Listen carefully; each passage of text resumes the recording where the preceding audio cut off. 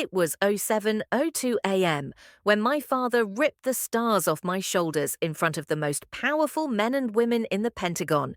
He didn't shout first. He didn't give me a chance to speak. He just stepped down from the podium, eyes burning, with something I hadn't seen since I was a child, pure unrestrained fury, and reached for my uniform. The tearing sound was sharper than any gunshot I'd heard in combat. Patches, ribbons, rank insignia, each one hit the marble floor like a verdict. I stood at attention, every muscle locked, refusing to give him the satisfaction of seeing me break. The silence in the hall was suffocating. Hundreds of eyes watched, but no one moved. Then the fabric at my back split, revealing the edge of something I had kept hidden for over a decade. A black and silver emblem inked into my skin. Gasps rippled through the room. They knew what it meant, and they knew only one person in this country could order me into the field. It wasn't my father. The moment the tattoo was exposed, the air in the Great Hall changed. It wasn't just the collective gasp, it was the way shoulders stiffened, the way decorated officers instinctively took a half step back. The emblem sprawled across my shoulder blades, black wings framing a single silver star wasn't decoration. It was a declaration, a warning. Orion Phantom Unit. For most in that room, Orion was a ghost story told in classified briefings, a whisper about operators who didn't exist on paper, who answered only to the president, whose missions never appeared in after-action reports. The unit had been officially dissolved more than 10 years ago, and yet here I stood marked as one of them. My father's grip faltered for the first time. Confusion cracked through his rage, but pride wouldn't let him back down. He stepped in close, his voice a low growl. "Guards, arrest her. Now." No one moved. The command hung in the air unanswered until the sharp scrape of a chair cut through the stillness. Admiral James Rowe, the highest-ranking naval officer present, rose from the front row. Rowe was a man whose reputation preceded him, unshakable composure, razor-sharp judgment, never a wasted word. When his eyes met mine, I saw recognition flash, a tightening of the jaw, a fraction of breath caught. His gaze shifted to my father, and in a voice that carried to every corner of the hall, he said, "General, she outranks you." 3 words spoken without hesitation detonated like artillery. The silence fractured into 100 murmurs. "That's impossible," someone hissed. "Only the president can activate Orion." Another voice. "If she's Orion, she answers to no one here." My father's face went ghost pale. His authority absolute, a minute ago now dangled by a fraying thread. Yet even stripped of control, he defaulted to habit and order barked out of reflex, a posture meant to project dominance. But Rowe didn't give him the room to recover. "This proceeding is suspended effective immediately," the Admiral declared, his tone brooking no debate. "We will verify the facts before any further action is taken." "Admiral, you cannot just," my father began. "I can," Rowe cut him off, "and I will. If Captain Kane is indeed Orion, none of us here has jurisdiction over her. None."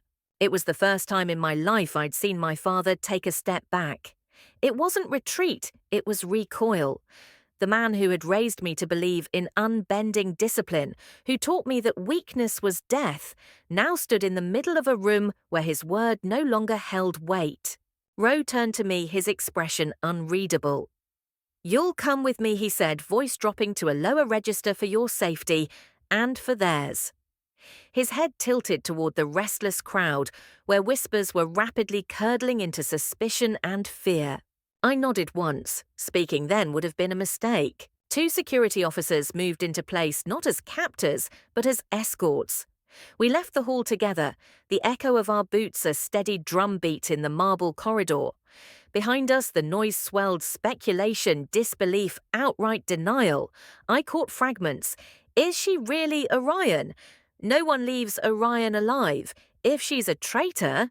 The corridor narrowed into the secure wing where walls thickened and cameras became more deliberate.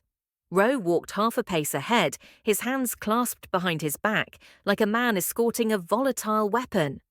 I didn't know if he was protecting me, isolating me, or preparing to hand me off to someone who'd make me vanish. At a reinforced steel door, Rose stopped. "This is not a cell," he said, "but until we understand what's happening, you will remain here."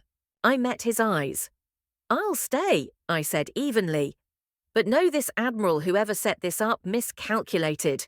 And when I find them, they'll wish they'd never heard my call sign."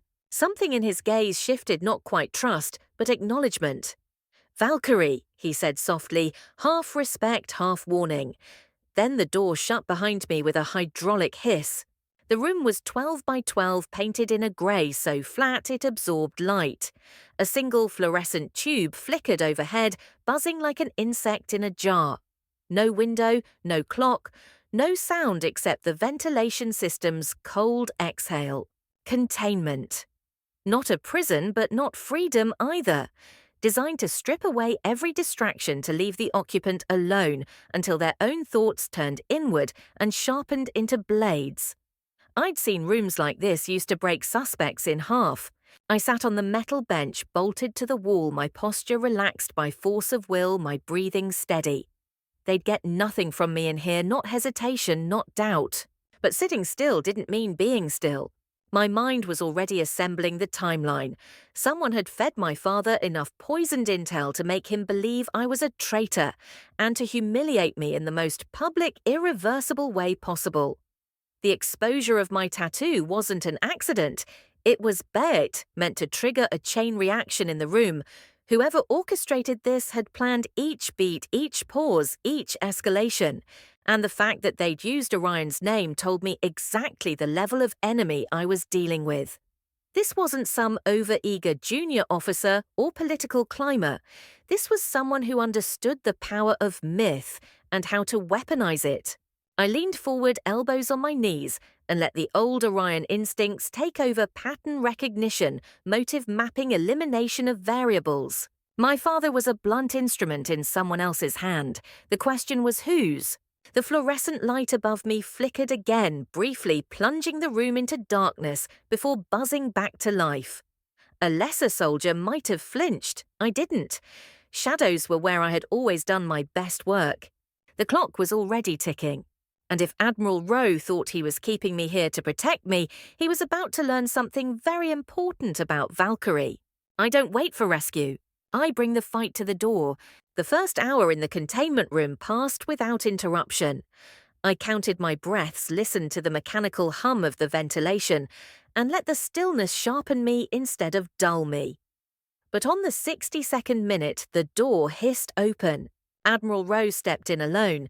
His eyes moved over me, not scanning for threats, but reading me the way a chess player reads an opponent's opening move. "Captain Caney," he started, then stopped himself. "Or should I call you Valkyrie?" The old call sign slid into the air like a blade from its sheath. I didn't flinch. "Call me whatever you think will get us to the truth fastest, Admiral." He clasped his hands behind his back. "If you are who you appear to be, you are one of the most valuable national assets alive. But if you've turned, if you're responsible for the loss of American lives during that last operation, I will personally see you removed from the equation. Permanently." The room was cold, but my voice was steady. "Then we're both in the same business removing threats. The difference is, I know the real one is still out there." Rowe's jaw tightened. He wasn't used to being challenged. Those are serious accusations. They're facts I countered. Someone inside this building used my father to discredit me, to bury Orion's legacy, and to shield themselves from exposure. If you're smart, you'll stop asking if I'm the problem and start asking why someone went to this much trouble to make me disappear. He studied me for a beat too long. Then, with a sharp exhale, he pulled a tablet from under his arm and set it on the bench beside me. The screen showed still frames from surveillance feeds me apparently walking through the secure doors of a weapons depot. Timestamp 48 hours before the explosion that killed 5 soldiers and leveled the stockpile inside. Except I'd never been there. This was sent anonymously to the Joint Chiefs an hour ago, Rowe said. "Your father saw it. He's demanding I hand you over to Army CID immediately." I didn't look away from the image. It's doctored. Whoever made it knows exactly how to fake Pelco H.264 feeds and re-encode them with FFmpeg signatures.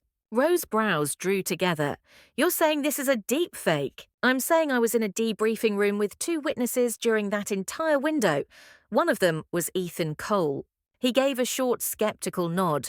Your former Orion legal counsel? The only one who knows our paperless protocols and shadow logs, I said. If anyone can tear this video apart, it's him. You think I'll just let you call in an ally? I think if you don't, you'll be watching the real traitor burn this place down from the inside while you're too busy guarding the wrong door. Something in his eyes shifted just enough to tell me he'd already been nursing his own doubts. Fine, he said finally. Cole will be brought here under sealed conditions. But if his findings contradict yours, I won't hesitate to turn you over. Understood. 3 hours later, the door opened again. 2 plainclothes agents entered, flanking a man who still wore fatigue like it was second skin. Ethan Cole hadn't changed much, just older around the eyes. Attorney-client privilege attaches, he said the moment he stepped inside. The guards left without a word. We sat across from each other at the metal table. He slid a worn leather folder toward me. Tell me what they think you did, then tell me what you actually did. I gave him the mission in clean chronological lines, tasking orders encrypted courier handshakes the moment the comms net went to static. He listened without interruption.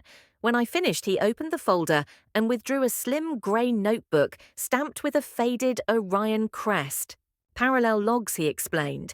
We kept 2 sets for contingencies, 1 clean for counsel, 1 buried.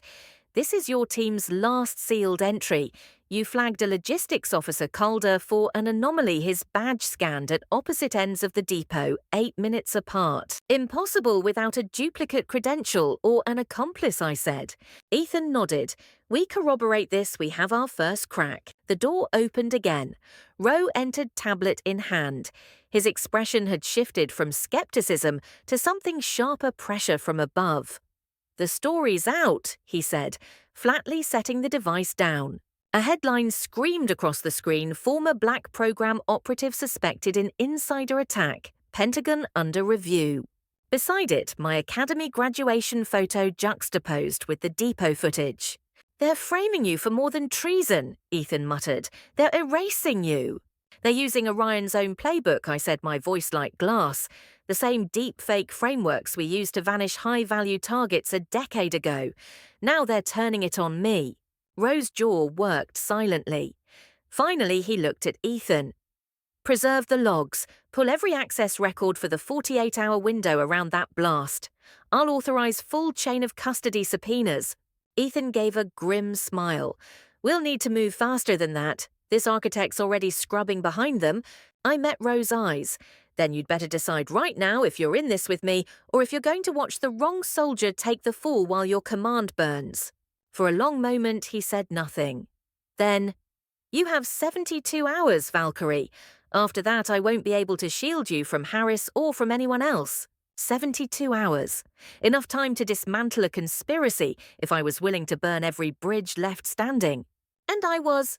The first crack in the wall came at 02:17 the next morning. Ethan had been working quietly across the table from me, cross-referencing depot access logs against Orion's sealed contingency records. His pen froze mid-note, and I saw it in his eyes before he even spoke. Got something, he murmured. He slid the tablet toward me. On screen was a time-stamped event, Calder's badge logged twice in opposite wings of the depot within 8 minutes. Both scans were within secure zones requiring physical escort. The math was simple. Unless Calder could teleport, he'd had help. Or someone had cloned his credentials. Ethan tapped the edge of the screen. This entry is wrapped in a 1-second gap in the key store audit log. The only way to create that gap is with physical console access admin level. No remote job could pull it off without tripping a dozen alarms. My mind shifted gears, so we're looking at an inside tech operator. Or a ghost admin, someone who knows the system intimately enough to bypass it in plain sight, Ethan said. That was when Rowe stepped in, shutting the door behind him. His eyes flicked to the tablet, then to me.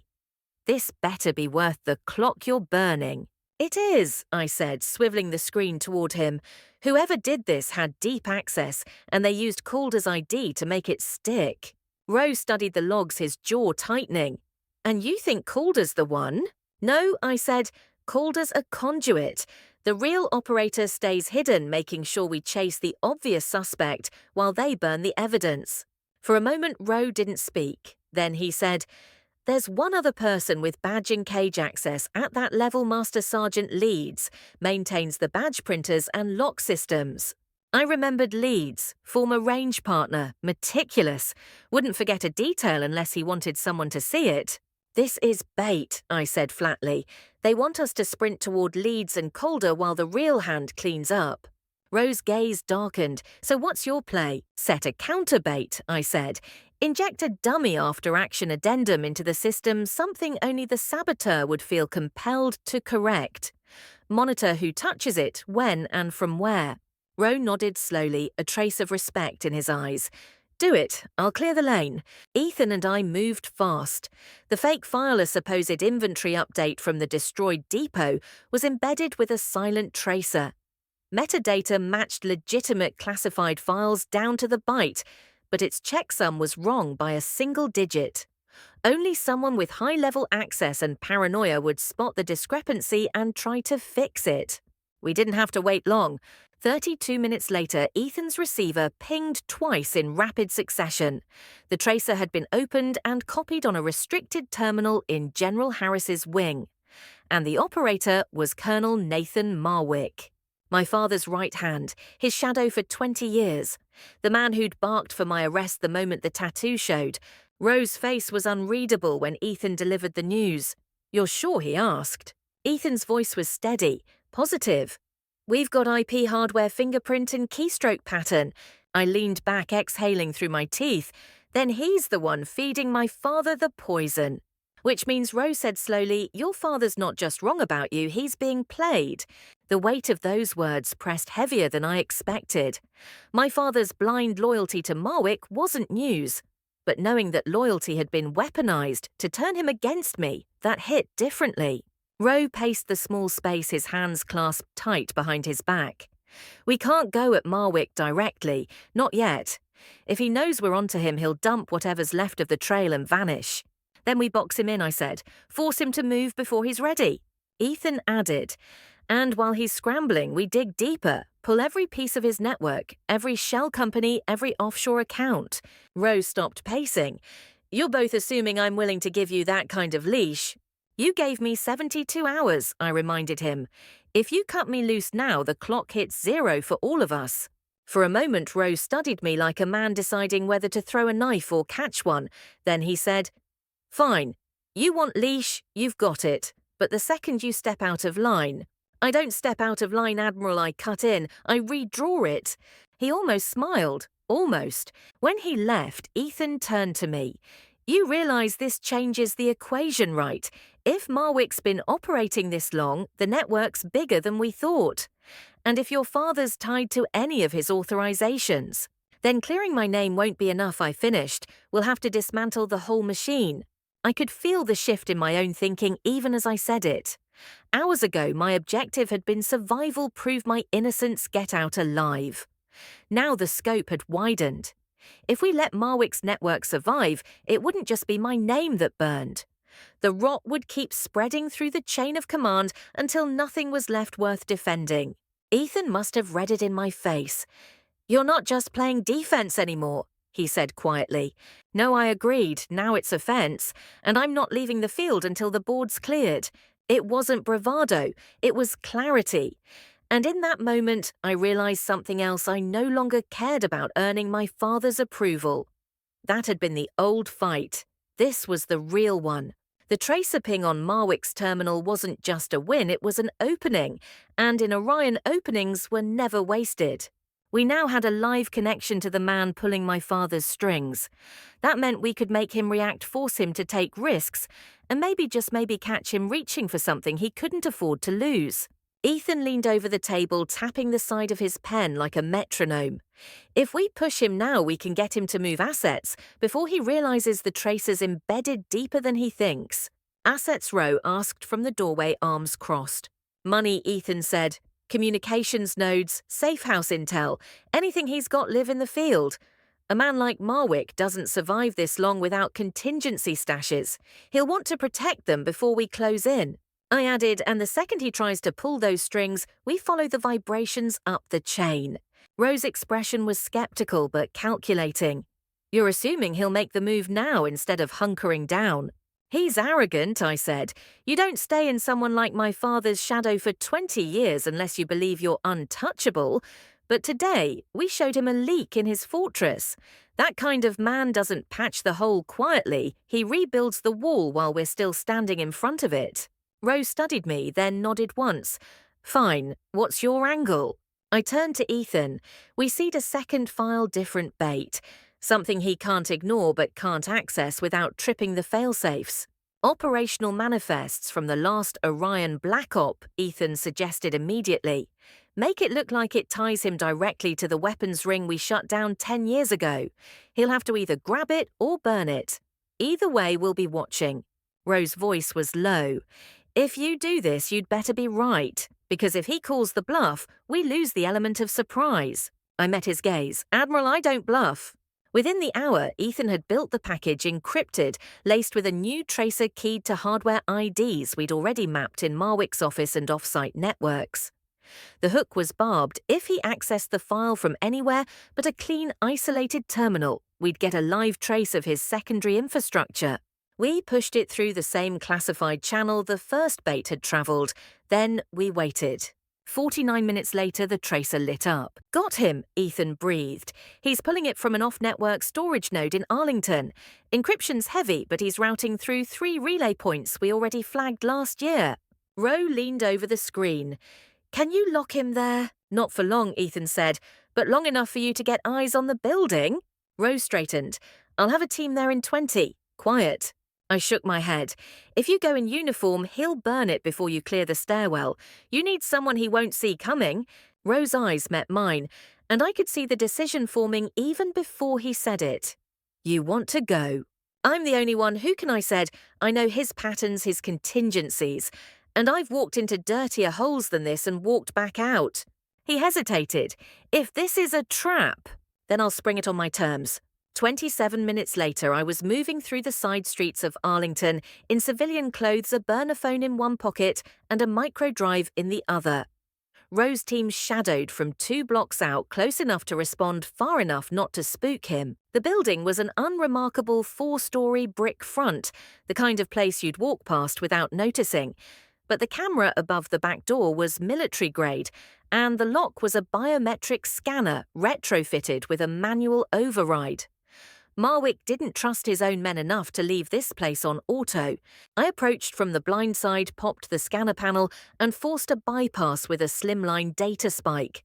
The lock clicked open with a soft mechanical sigh. Inside, the air smelled of dust and ozone servers running without climate control, a deliberate choice to keep the equipment off-spec from standard inspections. I moved fast, following the faint hum toward the core room. Through the glass, I saw him Marwick, shoulders tense, head bent toward a terminal, his fingers flying over the keys. On the screen, the Orion manifest glowed in pale blue. He was trying to scrub it. I stepped inside. You really should have left that alone, Colonel. He froze, then turned slowly, his face a mask of cold calculation. You, he said, voice low and poisonous. You left a footprint the size of Virginia, I replied, circling toward the terminal. Guess you're not as careful as you think. His eyes flicked past me to the door. You came alone. Not exactly, I said, and tapped the mic in my ear. From outside, Rose's voice came through. Building surrounded. Give us a reason not to come in hard, Colonel. Marwick's jaw tightened, but he didn't move. I could almost see the mental calculus running behind his eyes, burn the data fight his way out, or gamble on talking his way clear. You have no idea what you're walking into, he said finally. You think this is about you? You're just a loose thread in a tapestry that covers the whole damn department. Then I guess I'll just have to start pulling, I said. I stepped to the terminal and slotted my micro drive into the port. The system auto-copied the active session, every keystroke, every command, every connection live in the moment. His entire network exposed. Marwick lunged. We collided hard, the edge of the desk catching my hip as we went down. He was stronger than he looked, but I'd been trained to turn momentum into a weapon. I drove my elbow into his sternum, rolled clear, and came up with the drive still in my fist. The door burst open. Ro's team poured in, weapons up. Marwick went still. Ro stepped in last, eyes on me, then on the micro drive. Did you get it? I held it up between two fingers, every bite. For the first time since this began, I felt the ground shift in our favor. We didn't just have a name anymore, we had the map. And with it the chance to burn his entire network to the ground. The micro drive felt heavier than it should have, as if every bite it carried had weight. Ro locked it into a hardened case before we left the Arlington building, 2 MPs flanking him like shadows. Marwick was marched out between another pair of armed escorts, jaw-clenched eyes locked straight ahead. I didn't look away from him as we passed each other on the narrow stairwell. "End of the road, Colonel," I said. He gave a faint, humorless smile. "You think locking me up changes anything? You have no idea how deep this runs." "I will," I promised, and kept moving. Back at the secure wing of the Pentagon, Ro's team began offloading the drive's contents into a compartmented analysis suite. I stayed in the observation room, watching the data bloom across the screens, financial transfers, comm logs, procurement orders masked under humanitarian shipments. Every line tied back to the same shadow network Orion had dismantled a decade ago, except now it had grown roots in places we'd never imagined. Ethan joined me, dropping into the chair beside mine. "You were right," he said quietly. "It's not just Marwick. He's one of several operators. Each runs their own slice of the network. And your father's name." He hesitated. "It's in here. Multiple authorizations. Some clean, some dirty as hell." I felt the air leave my lungs in a slow, deliberate exhale. "Dirty how?" He signed off on shipments labeled as non-lethal aid. Those crates never went where the paperwork said they would. The manifests match loads intercepted in the old Orion case files, same serial ranges. I closed my eyes for half a beat. It wasn't shock. It was confirmation of something I'd been circling around since the moment my father called me a traitor in front of the Pentagon. He hadn't just been manipulated, he'd been complicit, whether knowingly or by willful blindness. Ethan must have read the shift in my posture. "You're not surprised?" "No," I admitted. "Disappointed? Yes. Surprised? No." Ro entered then, his expression grim. "We've got enough to move on multiple nodes of the network, but taking them all down will require coordination across agencies, and that means exposure. Once this goes public, there's no stuffing it back in the box." "Then we make sure the first hit is decisive," I said. "No leaks, no half measures." We drop the hammer so hard the rest of the network scatters before they can regroup. Ro studied me for a moment. "You talk like Orion never left you." "Orion never leaves anyone," I replied. It was true. My time in that unit had hardwired me for a certain kind of war, one fought in shadows, where victory wasn't a flag in the dirt, but an enemy that never saw you coming. I'd thought I'd buried that part of myself when Orion was dissolved, but in this moment, I knew better. The difference now was choice. When I joined Orion at 19, it had been to prove something to my father, to the army, maybe to myself. Now I wasn't fighting for approval. I was fighting because the rot we'd uncovered would destroy everything I'd ever sworn to protect if left standing. I turned to Ethan. "We don't just hand this to the IG and walk away. We build a case so airtight it survives every political storm they're going to throw at it." He nodded, which means preserving chain of custody on every bite, every document, every witness statement. "You willing to testify if it comes to that?" "I'm willing to do whatever it takes," I said, "but testimony isn't the endgame. Eradication is." Ro's gaze sharpened. "You understand that going this far puts you directly in their crosshairs, not just Marwick's allies, but the people above them. People who've survived by making problems like you disappear." I met his stare without flinching. "They can try." He seemed to weigh that, then gave a short nod. "Then you'd better start thinking like the ghost they can't catch." That night, I sat alone in the isolation room, not because I was still under guard, but because it was the only place I could think without interruption. The hum of the ventilation was the same, the walls just as blank, but something in me had shifted. The first time I'd been in here, I'd been reacting defending myself against an attack I hadn't seen coming. Now I was building the counterstrike. Images from my past missions flickered unbidden through my mind, tracking a convoy through a war-torn city under a moonless sky, holding a sniper's breath as a target moved into the crosshairs, slipping out of an enemy compound with intel that could have tipped the balance of a war. The stakes now were higher than any of those missions, not because the danger was greater, but because this battlefield was home. These weren't foreign enemies. They were people wearing the same flag on their shoulders that I did. That betrayal cut deeper than any bullet wound. And yet the clarity it gave me was absolute. This wasn't just about clearing my name anymore. It was about making sure no one else in uniform would ever be weaponized against their own. When I left the room hours later, I found Ethan waiting in the corridor. "We've got a meeting with Roe in 10, he said. "What's the agenda?" "Operational green light, multi-agency takedown. He wants you in the room when they plan it." I nodded, falling into step beside him. "Good, it's time to stop playing defense." Ethan glanced at me. "You realize once we start, there's no pulling back." "That's the point," I said. And for the first time since the day my father tried to strip everything from me, I felt like the fight ahead was mine on my terms. The war room was smaller than I expected. No vast situation table, no floor-to-ceiling monitors. Just a long oval conference table, 3 wall screens, and a roster of people whose clearance levels could rewrite the rules of engagement with a phone call. Roe stood at the head of the table, the hardened case containing the microdrive set before him like an artifact. Ethan and I sat halfway down, close enough to speak, but far enough to watch the reactions when the truth began to land. This Roe began tapping the case isn't just evidence, it's the blueprint of a network that's been undermining our operations for over a decade.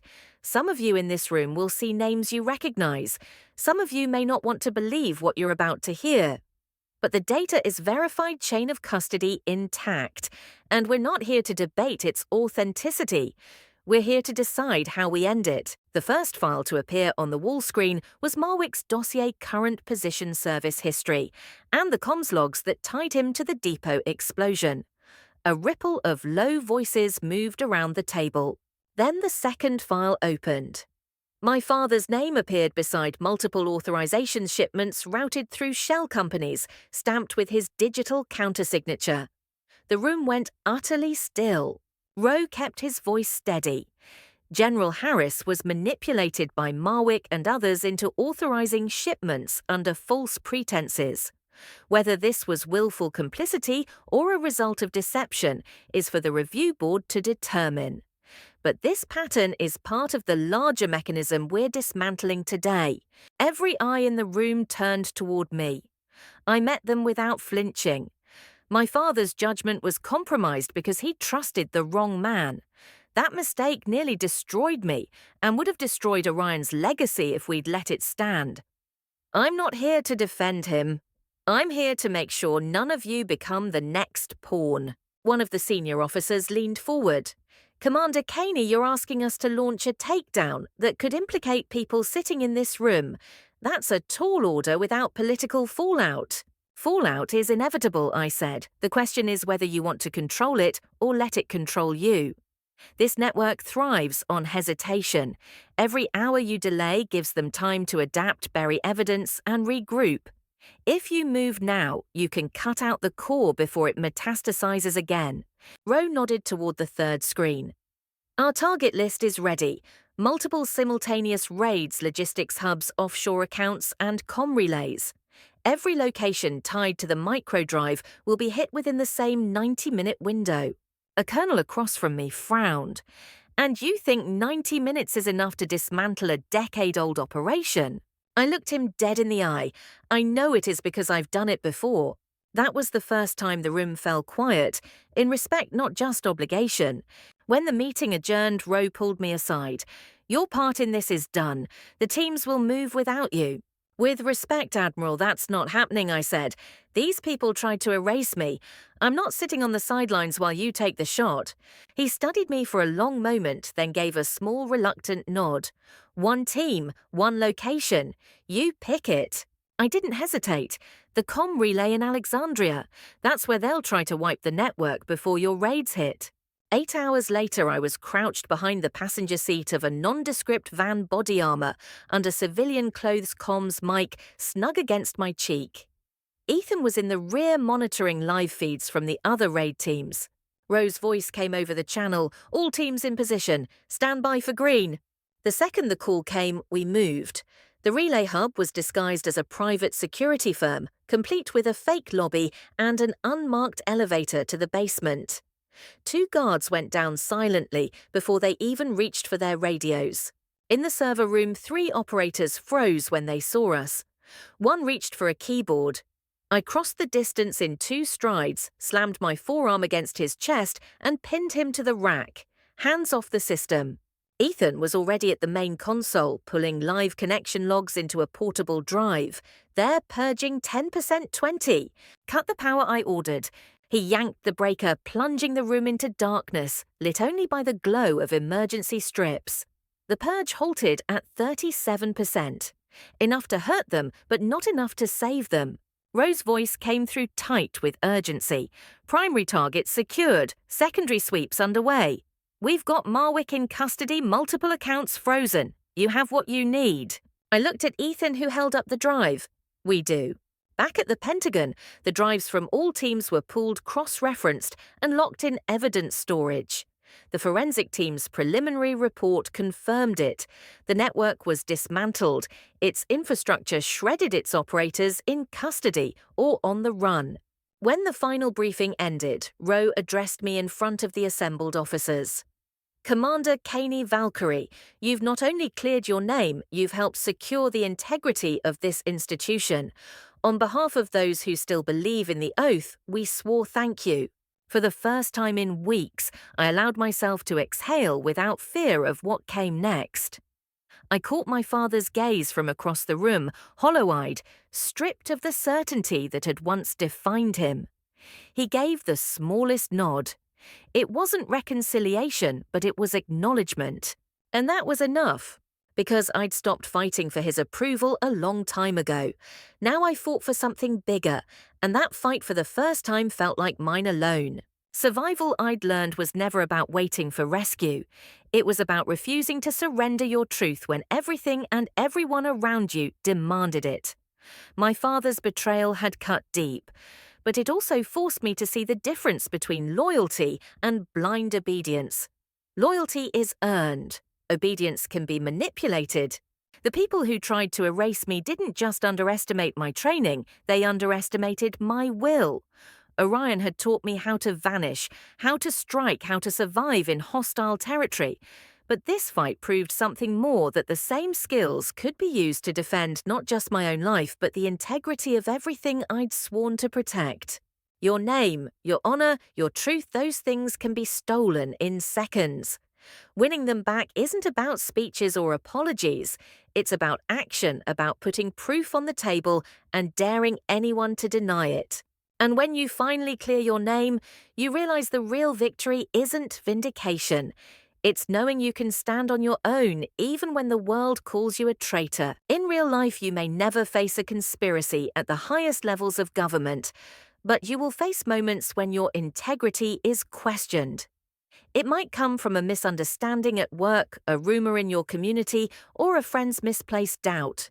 When that happens, remember, this defending yourself isn't about shouting the loudest, it's about gathering undeniable truth.